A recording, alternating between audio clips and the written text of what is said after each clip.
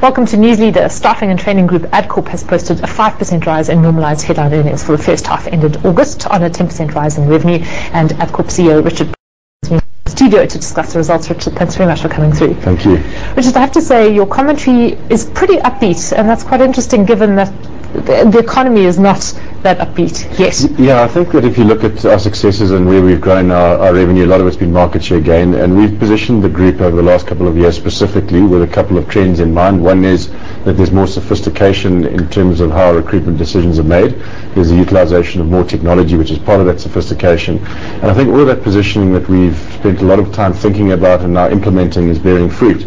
And so I think we're very upbeat about where things are going into the future. There's definitely been a consolidation in the industry. It does tend to favor the more technologically sophisticated providers, and so based on that is why we're upbeat. You mentioned there's been a shift to centralized procurement. Presumably that's within companies. So perhaps you could talk about how this affects Adcorp and why it means that they might go for the bigger players. Yeah, this has been a very 3,500 agencies, and the buy decision with regard to recruitment has often been typically decentralized in organizations. And I think with everybody being particularly cost conscious, governance conscious, the buy decision has been shifted to procurement departments where they've centralized the buy, they put it out on tender, and typically they've rationalized the number of providers that they have. So typically some of the banks may use up to 100 different providers. They're now rationalizing that down to 1, 2 or 3. Now if you want to apply for those tenders, you have to have that kind of technological sophistication in order to be eligible to be one of those 2 or 3 vendors. And I think that plays into the hands of people like ourselves, and as I say, we positioned ourselves quite fortuitously for that. Are we going to see a lot more smaller players go out of business or get subsumed into bigger companies? Yeah, I think that a lot of them could well fall by the wayside. Another trend that we're seeing is obviously there's a lot of debate around the whole issue of labour broking, and there's a sense that there are exploitative practices in this industry. So another trend that we're seeing is companies are looking at who they utilize, and where there's a question mark about of potential labour brokers, is that rationalisation and utilisation of the bigger, more reputable people. So that's also helped us. Of course, there's no word yet from government as to what the final decision on labour brokers is, and you mentioned in the commentary you only expect some kind of a news in April next year. Yeah, it's just so hard to know. We've been promised this thing going to be resolved for the last 2 years, and it's sort of 3 steps forward and 2 back, and as we sit right now, we're not that much closer to any kind of resolution. There are negotiations on the go at NEDLAC, but certainly there's no consensus. We have COSATU still standing firm on their call for a ban.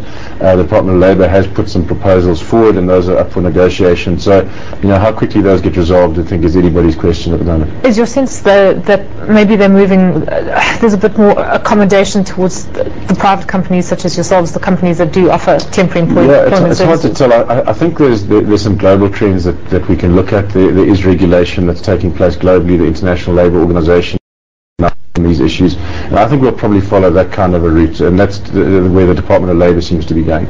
Richard, you mentioned technology as an enabler and as something that sets you apart, but I'm still trying to get my head around what exactly you're talking about when you mention sort of technological sophistication. Yeah, what you're finding globally is a lot of big companies are utilising a vendor management system, so that's a system that governs all of the recruitment, so it makes sure that there's proper process with regard to the utilisation of preferred suppliers. Payments go through that portal, so from a governance point of view it controls the pricing of recruitment. So that's a trend that's definitely taken place globally, and it's the norm in places like the UK as opposed to the exception. In South Africa it's been the exception rather than the rule, and that's starting to take hold, and we represent a product called SkillStream in South Africa, and that's starting to gain foothold.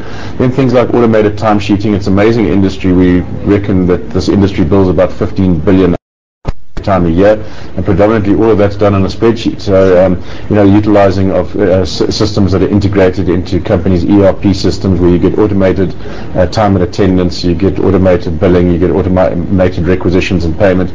That's where technology is starting to play a role. And then also in the recruitment decisions, there's more science behind the assessment of candidates, more utilisation of technology to get paper out of the system, so greater efficiencies.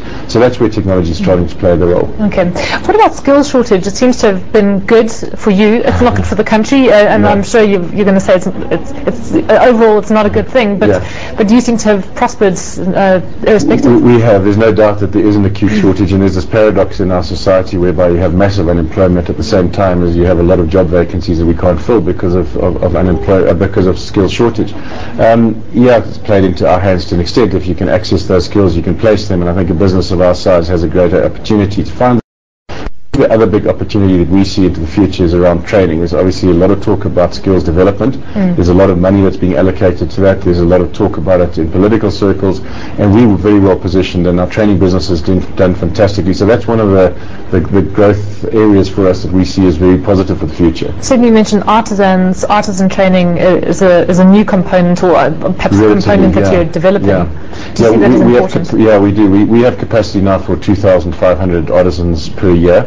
In terms of the government's new growth path document, they talk about training an additional 12,500 artisans a year, or 50,000 in the next 5 years.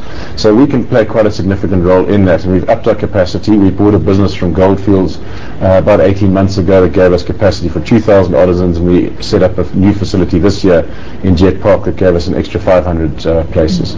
Richard, and yet, if I'm not mistaken, the operating profit for the training division seemed to be static. In fact, it actually came off somewhat. Was that because of the business division that training actually showed quite nice growth, but it's lumped in with business process outsourcing, which went backwards. So training actually has shown quite nice growth. So what happened to BPO? BPO has just stagnated. It predominantly focuses in the life insurance industry, and there's been a lot of premium fall off and policy fall off in that space. So that's been very lackluster, and that's been the only area of our business that actually hasn't grown this year. Is that something that you'd look to try and address, or is it something maybe that you might just move away from in the future? No, it's definitely something that we think there's potential. I think the challenge for us is to develop more product in that area, also look at a wider client base outside of the traditional industry that we service, which is the life industry. So we've got some ideas. Also acquisitively, there's some areas that we would like to dabble in that space, so we would like to grow it, but at the moment, as I say, it'd be pretty lackluster. Which is just to end off with, Paracon, you announced the acquisition of Paracon after the conclusion of these results. The shareholders have yet to vote on it, but are you confident it's going to get passed? The one is a shareholder vote, as you say, both of Adcorp shareholders as well as Paracon shareholders. Those votes take place on the 1st of November. We do have irrevocable undertakings from shareholders to vote in favour of it, from 67% in the case of Adcorp shareholders, where we need 50%, and 68% in the case of Paracon, where we need 75%. So there's still a little bit of a gap that we need to breach. And then the other condition precedent is approval from the competition authorities, which we would expect sometime around the beginning of December. Okay, we have to end it there. Richard, thanks very much. That's Richard Pike, the CEO of Adcorp Holdings.